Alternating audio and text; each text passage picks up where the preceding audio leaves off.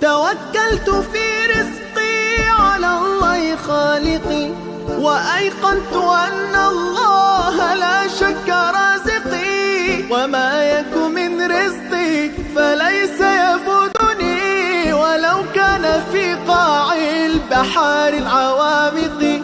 سيأتي به الله العظيم بفضله، ولو لم يكن مني اللسان بناطقي.